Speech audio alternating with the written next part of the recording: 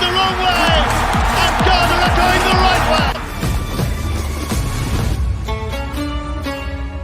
Welcome back to the channel. A couple of hours more before Morocco takes center stage versus France, but a bit of updates for you on the front of Ghana football. Morocco will be looking to be the first African country to make it to a World Cup final as they take on France at 10 p.m. local time here in Doha and probably 7 p.m. GMT. The Moroccans have been pressed throughout the tournament.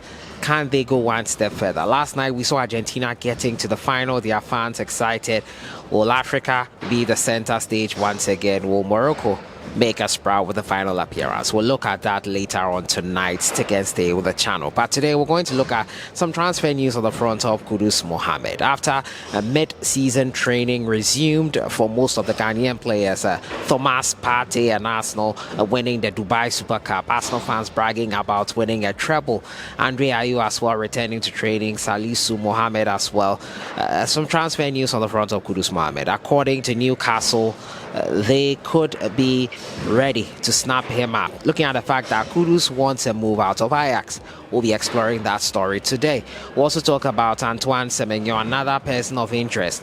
He came on the radar of one of the top clubs. This time it is the 10 of Crystal Palace. They've expressed interest in him in the past before. They have come back to pursue him once again. Will it be a January transfer move? Will it be an end of season move? We'll look at that today. As usual, subscribe if you have not. Click on the notification bell to get more updates. So let's jump right into it and we'll talk about Kudus Mohammed first and foremost. Yes, the Ghanaian, after an amazing World Cup performance, a World Cup that benefited individual Ghanaian players and the nation, Kudus has become obviously a person of interest. After Barcelona revealed that they had been scouting him, Kudus Mohammed is set to join, yes, Newcastle United, the latest. After comments came in about him expressing wanting a move out of Ajax, it has come to the attention of Newcastle United that they could snap the Ghanaian up in the January transfer window.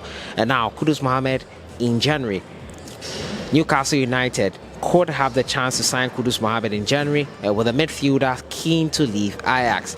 Now, according to The Athletic, who state that the 22-year-old has a firm desire to find a new club, his priority is joining a Premier League side, specifically one that will play him in midfield.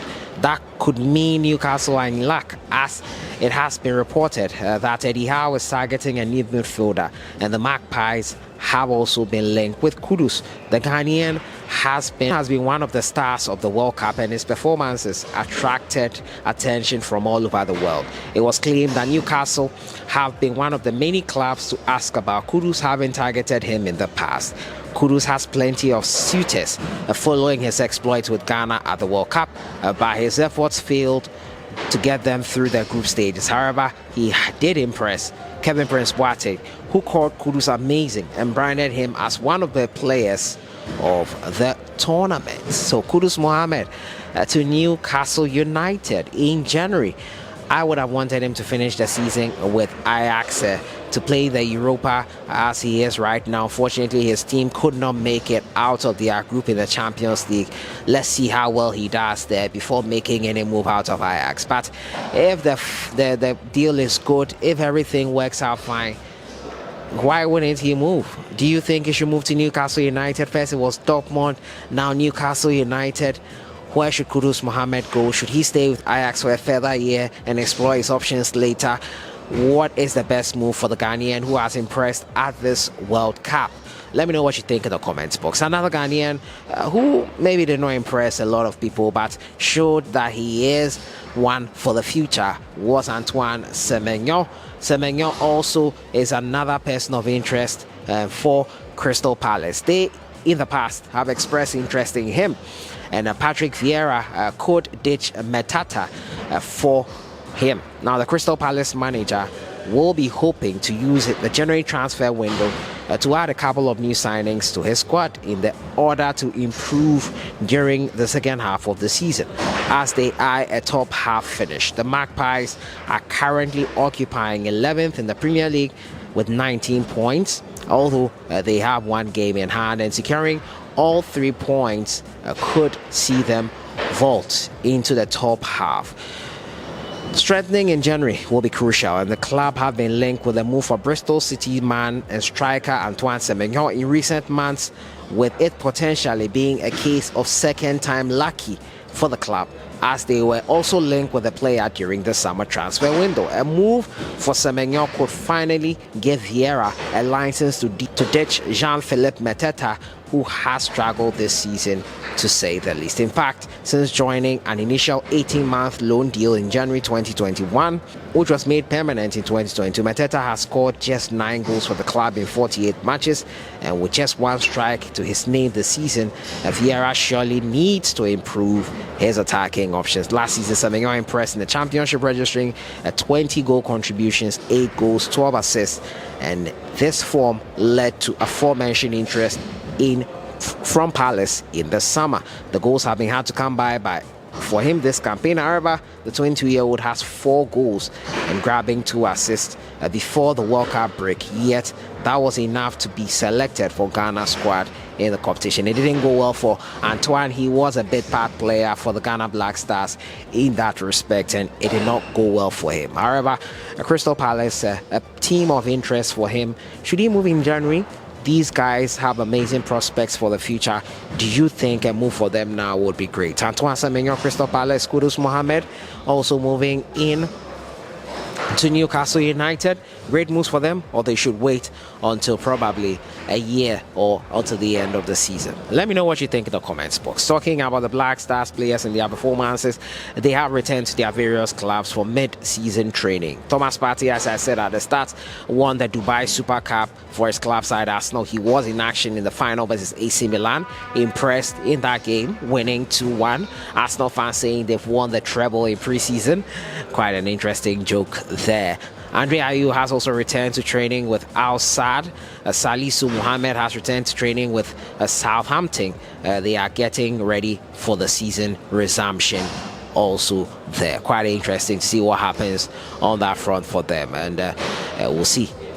The Ghana Football Association has issued a warning after criticisms laid heavily on them following the poor performance of the Ghana Black Stars at the World Cup. The GFA, in their statement release, emphatically said that they will not tolerate any defamatory comments from any individuals or the platform that gives such individuals those platforms or the opportunity to speak any defamatory comments on them. They allow all criticisms, they allow everything to come through, but if you do not have any facts and evidence to back your claims, which probably could be defamatory to the FA, you will be prosecuted, as they have instructed their lawyers to do that. Some are saying, why won't you allow people to criticize you without this? Some are saying, if someone has defamed the FA, why not go ahead and prosecute them?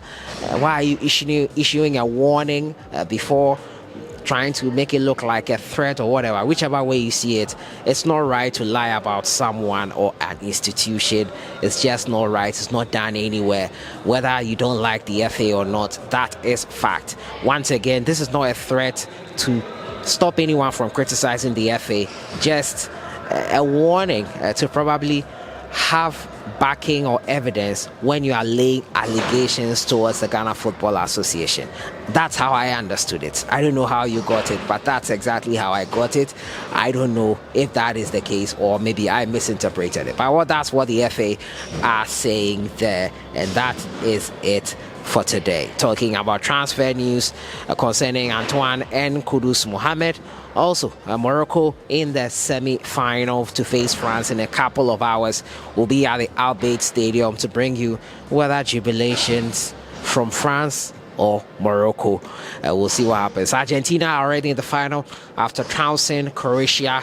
They have made it to the final. Lionel Messi has a shot at redemption. Can he do it? We'll see on Sunday when it all comes down to a close. Before then, there'll be a 3rd and 4th place playoff game between Croatia and the losers of tonight's game. Who do you think will make it to the final tonight? Morocco and France. I'll see you guys in the next one. Enjoy your evening.